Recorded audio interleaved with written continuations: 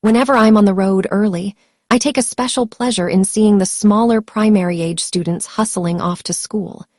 As I look at their eager faces, their well-ironed uniforms, and their stuffed backpacks, I think about the mothers who have sent them off with the dream they'll grow up to be somebody, as my parents' generation would say.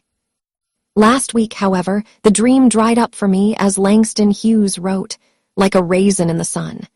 And it's ironic that this drying took place after, 2 weeks ago, I was singing, "Vote for the Sun." I'll admit to being more than a little dismayed to hear from men whose dream-filled mothers had sent them off to primary school, and from women who, this morning perhaps, had sent off their own little boys. To hear them dragging a young man who looks like them and whose beginnings, likely, were much like theirs. It appears that, upon arrival, too many of our people quickly forget from whence they came. And as I listen to the self-anointed pundits, the haters, the crabs who can't scale the sides of the barrel, I'm marveling at how far we've regressed. You see, I grew up at a time when an ordinary boy or girl who made good was celebrated. My parents were hugely proud of the darkies who had made it to TV, like Bill Cosby, Diane Carroll, and Gail Fisher, as well as the members of the West Indies cricket team. I recall my mother also holding up local young women she thought I should emulate, whether for their mastery of language, my sister Bernie, typing prowess, Jackie Hurst, or housekeeping skills, Agneta Chastanet. What's happened since then? When did we become a people who impose such limits that the very thought of one of us going beyond conventional expectations becomes frightening? And you know what? Those crying down the young man the loudest and the longest are no exemplars themselves. There's the rub, as Shakespeare wrote, because how many of these town criers on radio have risen above him in rank, riches, or respect? But oh, some will protest, we have higher education. And what has it done for you, I will ask, other than given you a misplaced sense of superiority? I had the privilege of going to school here with girls who were way brighter than my classmates at university, but who simply didn't get the opportunity for tertiary education. It didn't stop them from becoming excellent workers and business people and decent human beings. You see, true education is not simply a matter of diplomas. University is a humbling experience. It is meant to cultivate an awareness of all we do not know and a respect for those who know what we don't. That's why the economics professor is not the one who teaches metaphysics. It grinds my gears when I hear this young man accused of not being intelligent enough or unable to speak. Really, if you think that stringing a set of polysyllabic words together, no matter how mispronounced, is a sign of intelligence, then I remind you of how easily such persons have been duped. Communication, not impression, is the proper objective of language, and there's not an instance where the critics honestly can say of this young man, "Well, we didn't understand what he said."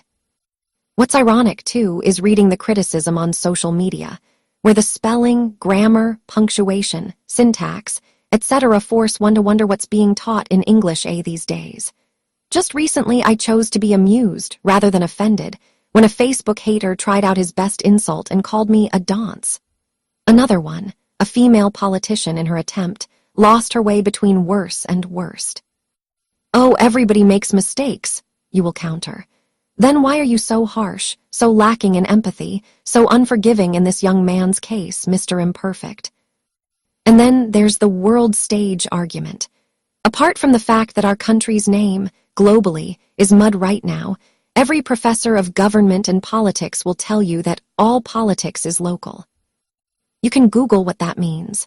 But in the meantime, be reminded that it was on the watch of our undocumented master's degree holder that, globally, we lost visa eligibility for the United States, visa-free access to Canada, and a current side-eye from the UK and the EU. The corruption of the CIP and mounting legal bills in the Alpha Nero matter are also the consequences of our too smart and too skilled leadership. I have been to conferences across this Caribbean and the continents, and if you really believe that MPs and ministers themselves are versed in all geopolitical matters, then we should call home our diplomats and technicians right now. While we're at it, we should also demand that Antigua and Barbuda stop being relegated to the small and micro state sessions and be seated among the bricks, since we think the world is waiting to hear our solutions. But you know the greatest irony of all? The critics, the haters, and the crabs all had the chance, several times over, to elect the man they believe best fits the bill. Yet, through fear, greed, and plain bad mind, they didn't. So I can't help but spit at the national hypocrisy now. It goes beyond hypocrisy, though, when pundits and politicians look at a young, humble, self-made Antiguan and tell him he's not good enough to lead his own country.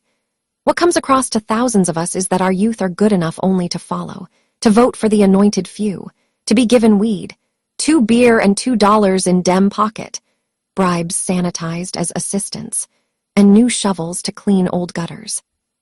But for one among the ordinary to aspire to be prime minister, he must be crazy. My wish for every dream killer this day after Mother's Day is that your sons and daughters may be done unto, as you have done to this young man. Whenever I'm on the road